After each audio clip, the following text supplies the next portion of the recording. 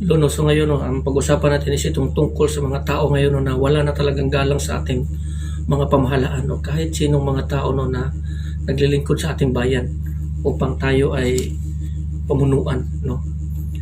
Lagi nyo tatandaan talaga no, na ang utos lagi ng ating Panginoon is nagsasabi no, na igalang natin palagi yung mga tao na sa pamahalaan. Igalang natin yung mga leader ng ating bansa. Kasi hindi talaga sila ang nagtalaga sa kanilang sarili dyan, kundi ang Panginoon. Maraming mga tao ngayon no, na panay-panira sa ating mga nasa gobyerno, lalo na sa mga presidente na ganito ganyan. Ang akala talaga nila no, na wala talagang kasalanan na kakapit sa kanila or gagapo sa kanila every time na ginagawa nila ito. Ginagawa nila ng mga istorya, video, tapos pinupost, kinakalat. Anong purpose na mga sikreto ni Satanas na ganito? Upang magkaroon ng galit ang bawat isa sa ating gobyerno. Lagi nyo tatandaan na nakasulat sa Biblia. Ang mga taong gumagawa nito ay mga taong ginagamit ni Satanas no, na ipakalat ang mga ganito para maglagay ng mga hatred sa gobyerno, sa presidente, sa bawat puso ng tao. Ito yung goal ni Satanas, wasakin ang tao. Kasi nga sinasabi ng ating Panginoon si Kristo dito, no, ang goal ni Satanas, nandito si Satanas, to destroy, kill, and deceive. No? Destroy, wawasakin niya ang tao sa pamamagitan ng mga ganito. Sa daling paraan, kung ang isang tao nagkaroon na ng galit sa bawat tao o sa kapwa niya o sa mga leader na ganito, ganyan, ang tao na yan ay candidate talaga sa impyerno. Lagi niyong iisipin ang utos sa atin ng ating Panginoon. Dito sa kasulatan no, sa 1 Timoteo chapter 6 verse 11, sinabi niya dito no, ngunit ikaw ng lingkod ng Diyos, umiwas ka sa mga bagay na ito no. So kailangan nating umiwas sa mga bagay na ito. Kailangan tayo ay magiging matuwid sa harap ng Panginoon. Huwag kayong gumaya dyan sa mga tao na yan na hindi mo alam kung anong kaparusahan ang hinahanda ng Panginoon sa mga tao sumisira o naninira sa bawat kapwa. Huwag mo rin pakialaman yung mga buhay ng mga nasa gobyerno, kasi ang Diyos din ang nakakaalam kung ano ring kaparusahan no, na inihanda ng Diyos sa mga taong hindi ginagampanan ng kanilang serbisyo. Huwag kang gumaya dyan sa mga tao no, na magawa ng istorya, panay-post na mga ganito at paninira sa kanilang kapwa. No, sinasabi din ito, continue, no, sikapin mong mamuhay ng matuwid. No? So, klaro dito, sikapin mo raw mamuhay ng matuwid. Kasi dito sa mundong ito, puno talaga ng kasalanan. Napapalibutan ka ng mga taong kasalanan para tayong mga tanim no, namumuhay sa palibot ng maraming mga damo. Paano ka mamumuhay ngayon sa damuhan? Kung ikaw ay magpapatalo, sasakupin yung tanim ng damo, mamamatay ka rin. Yung pananampalataya mo hindi talaga mag-grow dahil nga sa mga tao dito sa mundong ito.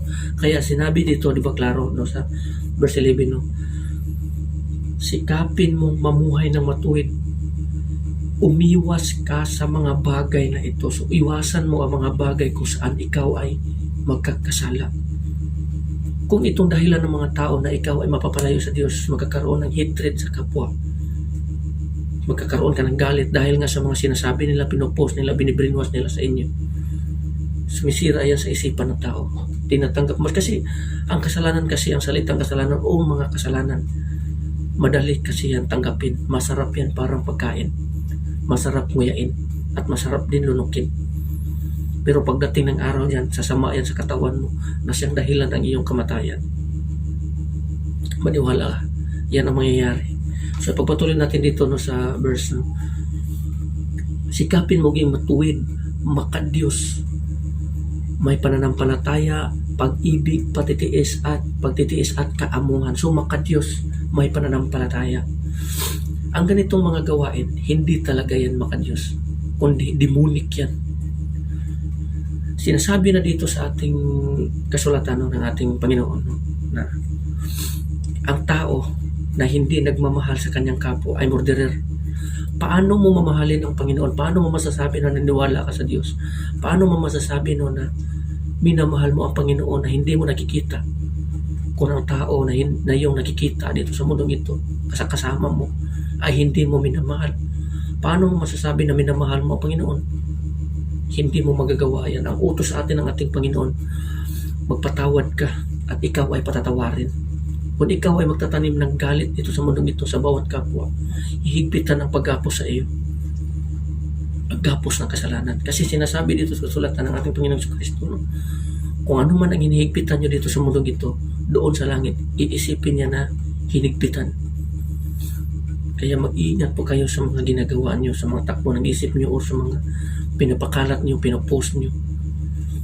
Kasi ang pinakamasama talaga, nandito talaga sa mga social media. Kasi nagiging nagiging kumbaga bintana ito sa lahat na nakikita mo.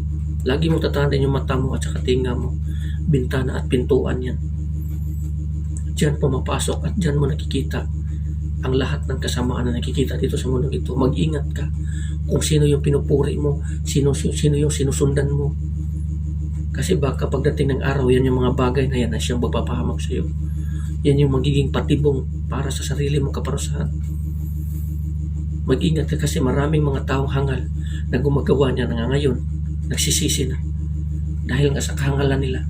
Kasi pagdating ng araw, ang tao harap sa Panginoon. Matuwid ka man o hindi.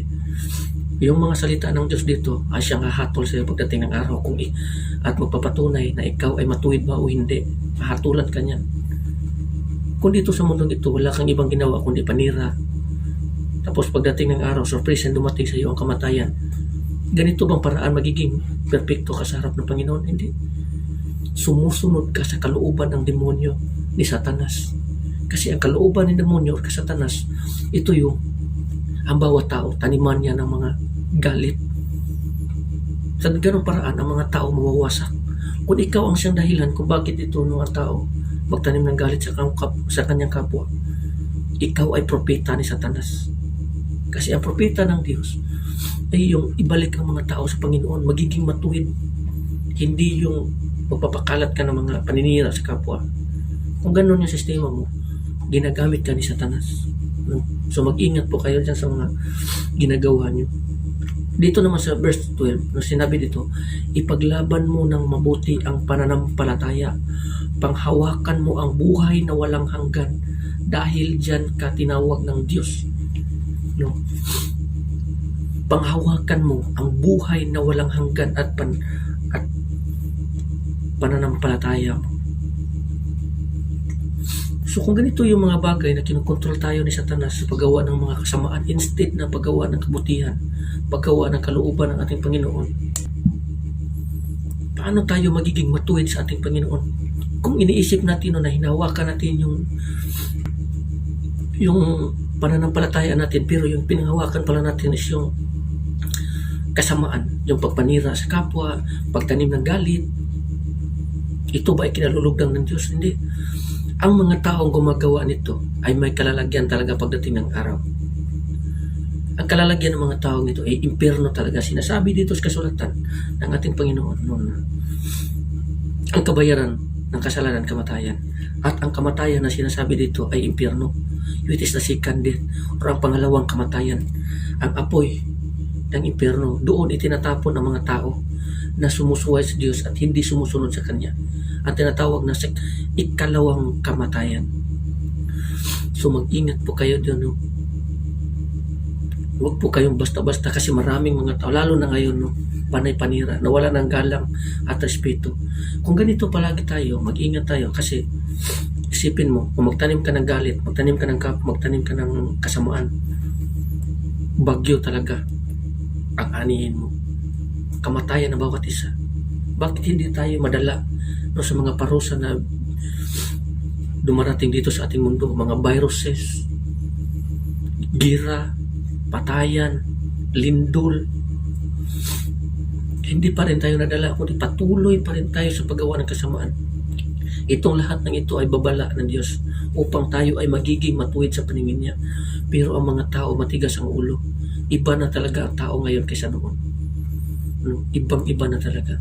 Mas pinipili ng mga tao ngayon ang kamatayan kaysa mismo na sumusunod sa kalooban ng Panginoon. Madali lang pasukin ang kamatayan. Madali lang ito. Napakadali talaga. Kaysa sa buhay na walang hanggan. So hanggang dito na lang. Maraming salamat and God bless everyone. Thank you.